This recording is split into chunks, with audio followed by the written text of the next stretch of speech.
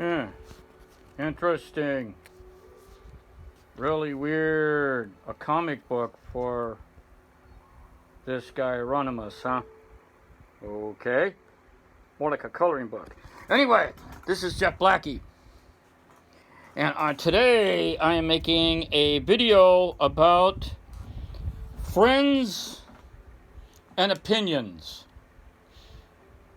It seems like nowadays that people are so concerned over their feelings and their political stance that your friends or alleged friends apparently unfriend you, block you, no longer call.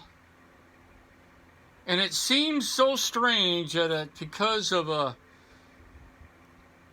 no one no longer wants to agree to disagree, now everybody takes it, including friends and or family, take it as a personal insult. And for some reason, yes, I'm playing a game, for some reason, everybody starts crying. So how come a Republican cannot have a Democratic friend? How come a liberal cannot have a Republican friend? How come friends, neighbors, and family? Why? Why has it gotten to this? I read a number of comments online now, about such situations actually happening. And believe it or not, I knew this as far back as my mom. My mom was an ex-flower child back in the day of the 60s, when we were growing up in the 60s. My mom was a flower child. She was a hippie, anti-government, anti-establishment, anti-military, just about everything. She got into tie-dye, all this other stuff. So she was one of those kind of crazy, kooky people. Crazy.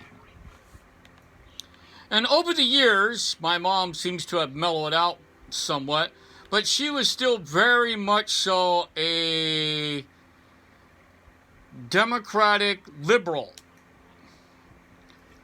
Unfortunately, for her only surviving son, me, I was a Republican. I joined the military.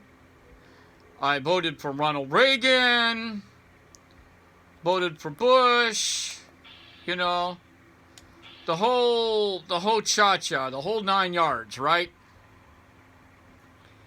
And my mom took it as a personal insult. She kind of figured, since I grew up in a hippie family, around bikers and all this other bullshit, then I should be just like her. Well, apparently I'm not. So my mom took offense to that. So she secretly was really, really bent out of shape about me being something that she wasn't.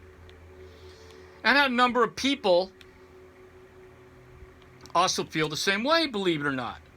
We got guys who are conspiracy kooks against the government, may it be Republican, Democrat, or whatever. And apparently, they don't, they pretty much choose up the sides who they're going to want to back.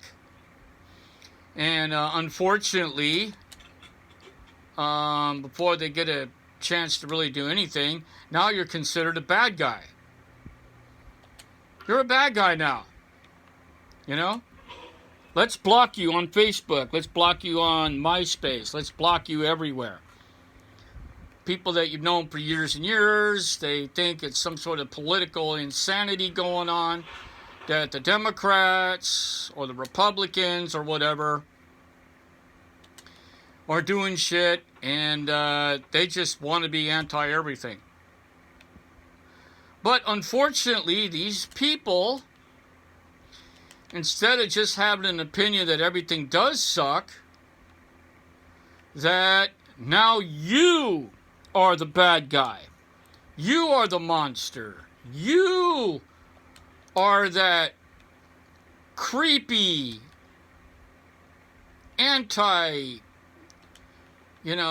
Democrat, anti-liberal, militant, Donald Trump supporter, neo-Nazi, and it's like, wow. And just before I went on my second deployment, my own mother, who was anti-Republican and then became anti-government, she blamed George Bush for all her Social Security woes. She blamed him for lowering her Social Security or something, whatever the hell she was ranting about. And then she says to me, roughly a couple of weeks before I went out on my deployment, my second deployment overall, she says, how can you be in the military with that monster George Bush? Wow. I said, really? I looked at her like she was crazy. She says, how can you be a government robot for that Nazi George Bush? And this is coming from my mother. Only surviving son left in the world. She has nobody else. You kind of figure that your mom would support you, would back you up, would have your back. But apparently that's not the case. And she says, well, go ahead and go die to your Nazi Republican warmongering George Bush. This is roughly like a couple of weeks before I took off to my train up to go overseas. And of course, naturally, I was stunned.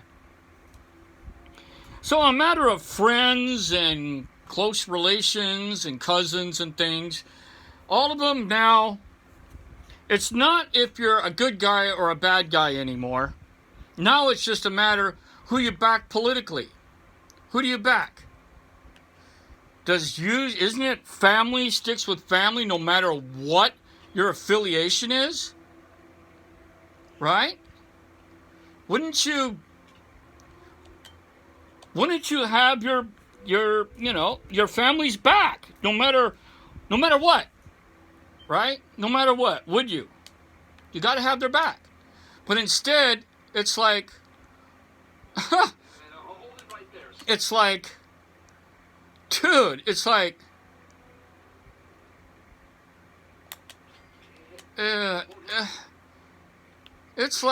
it's just crazy. It's just, damn. You know what I mean? It's just, wow. I'm like, so now, it's gotten to a point that, your friends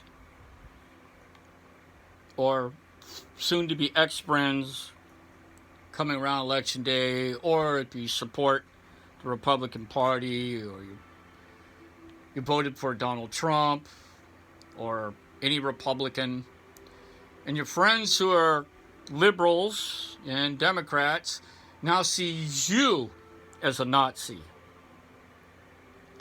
Now it's spread to families. It's spread to families. My brother, he's a goddamn liberal, dickhead socialist because he went to college, and meanwhile, I'm a Republican police officer, and we never talk anymore. We're always feuding, fighting for whatever reason, but, bro, it's supposed to be your brother. Or your mom, who was a hippie, and the son or the daughter is not a hippie and decides that they're going to want to do their own thing and vote for whoever they want to. And suddenly you're the bad guy, or they're the bad guy, or whatever. It's weird. The whole thing is crazy. And the reason why I made this video is because of some of the comments I read online about how families and friends break apart because of a political stance that's opposite of what they do. I mean, how shallow can you be? Shouldn't your friends and your family have your back? Have each other's back? No matter who you vote for? Apparently, it does not matter anymore. It looks like the political machine has finally separated friends and family to choose up sides.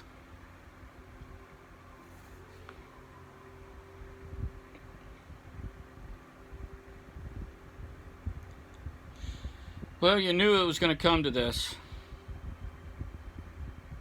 Think about this. This is Jeff Blackie saying "Hua."